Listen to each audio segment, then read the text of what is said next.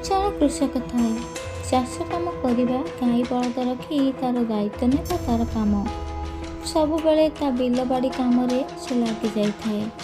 खरा वर्षा न मानी ता काम से करे। रात उठी बिल को जाए और ता स्त्री तापाई बिल को खाद्य नहीं जाए। झाड़ नाड़ हो हाड़ मांस चूना कर से तार बिल लगी थाए। बैशाख मासरे अक्षय तृतीया ठारू मुठी अनुकूल होता है। ता पूर्वर लंगल कृषक भाई बिल चाष कर। श्रावण मास भाद्रव मासरे रुआ बछा बछी करिथाए।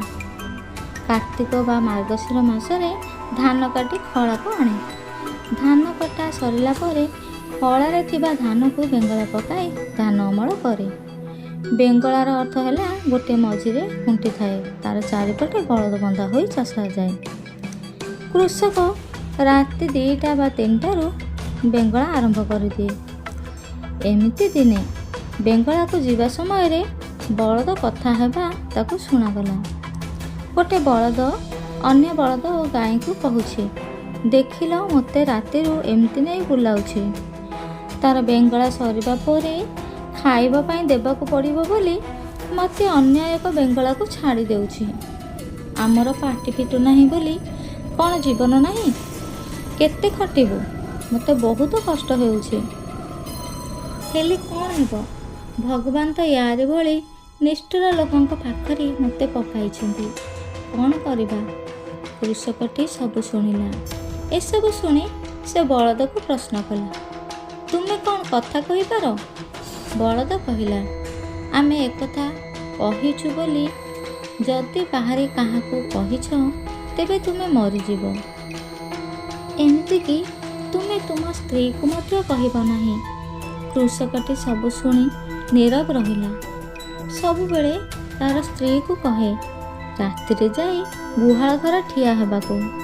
स्त्री केते रातिरे एमती ठिया हैला किंतु किछि सुनी पारिला नहीं। सबुबेले तार स्वामी को पचारे, कौन होइछि तुमर, तुमे मते रातिरे जगिबाकू कहूछ।